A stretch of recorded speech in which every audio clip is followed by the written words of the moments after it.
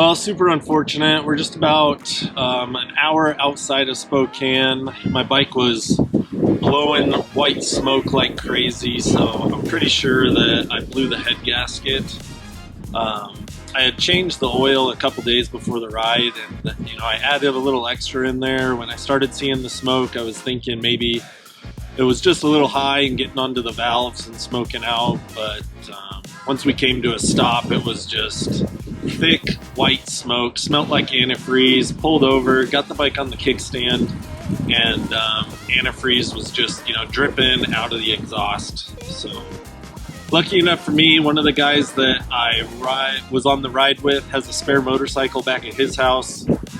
My wife's coming to pick me up. I'm going to run to his house, throw all my stuff onto his bike, and I'm going to meet all the boys down in Boise. A lot of work and planning goes into these large, multiple-day group rides, and I was pretty bummed that the Goldwing let me down when it did. Thankfully, I run with an awesome group of guys, and my good buddy Sean was willing to let me use his spare 1992 Harley Davidson Electric Glide for the trip. All I had to do was convince my wife to drive 4 hours round trip to come and get me with our 3-month-old baby boy in tow. The decisions at this point were all made pretty quick. Once the group knew I had someone at least coming to get me, they were off back to their adventure. I really don't think many of them thought I would follow through with the decision to use Sean's bike for the rest of the trip. It would have been much easier to count my losses and spend an extended weekend at home. But it's adversity, impromptu-ness, and adventure like this that make the trip all the more exciting for me.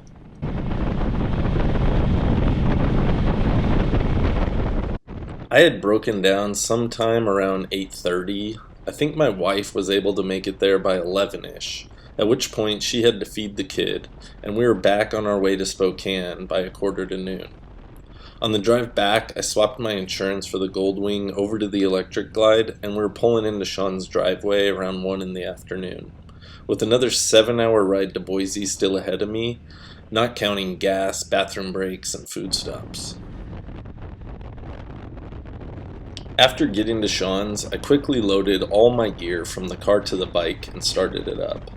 I remembered Sean saying something about these old Evo engines coughing up a bit of oil after they'd been sitting for a while, but with so many plans changing at once, I really didn't give it much thought. And even if I did, it wouldn't have prepared me for what actually happened. After loading the last bit of gear onto the bike, I looked down to what could have not have been any less than half a quart of oil dripping down from the engine case. I remember looking at my wife and saying, "Well, that's it." I snapped a picture and sent it to Sean. I gave him a call, to which he only replied, "Yeah, I told you they do that. Just add a bit of oil on your way down and run her." This was the start to my Harley experience. I checked the oil to make sure some was still left in the tank and hit the road for a whole new motorcycle experience. And it was awesome.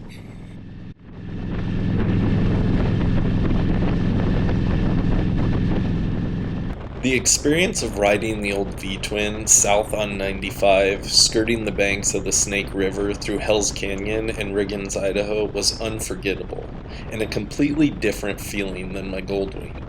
I'm hesitant to say I would prefer one over the other, but at least this one was running, and the novelty of a Harley Davidson is something to admire.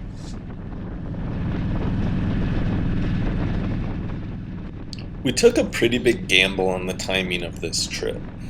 Springtime in the inland Northwest can be fairly unpredictable, and we really lucked out. After dealing with triple-digit heat in Montana 2 years back, we bumped the trip forward to June last year, but then we had to deal with conflicts over sons and daughters' high school and college graduations. So this year we find ourselves in mid-May with exceptional weather, green mountains, and blue skies.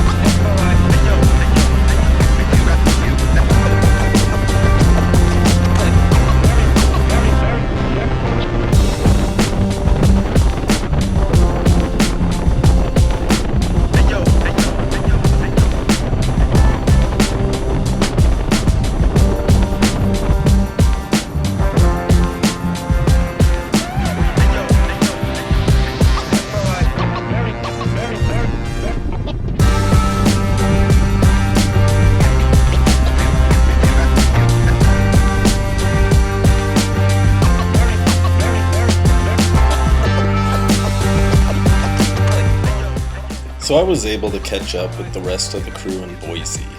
And even with all the extracurricular activities I had lined out that morning, it didn't seem like they were able to make much better time than I did. With the false feeling of all my problems being behind me, I was able to find a couch in our shared Airbnb and crash out for the night.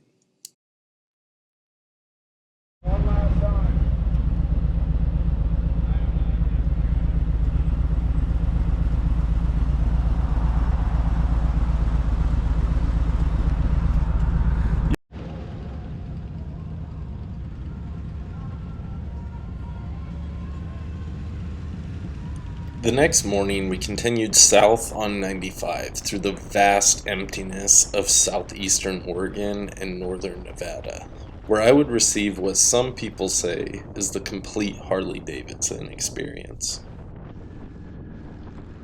After a far too long stop in Rome Station, we were back on the road through some of the most desolate country I had seen in a while, and possibly the worst place for a motorcycle to break down. That's right, after about only 600 miles, the amazing machine I had been enjoying so much first started to cut out on me and progressively got worse and worse. Just outside of McDermott, the 32-year-old masterpiece of its time gave out completely, and we were forced to load it into the trailer. And I was sentenced to another 1,000 miles in the truck south to Reno and back up to Spokane with my good friend Justin, who had agreed to come along on the trip for exactly this purpose.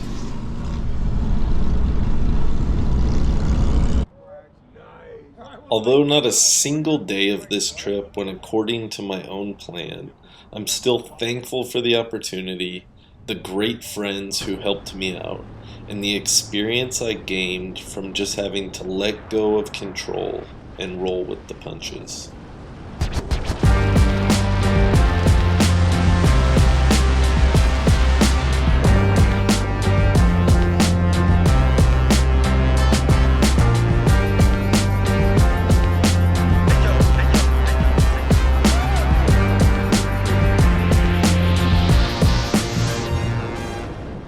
Even after a 4-day trip and 1,700 miles, the great men I surround myself with were willing to get up the next morning, hook up their trailer, and help me rescue my bike from Colfax, giving me even more of an opportunity to continue sharing my experience of riding, maintaining, and fixing these old machines of adventure. If you guys enjoyed the video, I always appreciate a thumbs up, and if you're at all interested in the rebuild of the Goldwing, a quick tap on the subscription icon will keep you up to date. I'm about halfway through the rebuild right now and hoping to have it all finished up this weekend.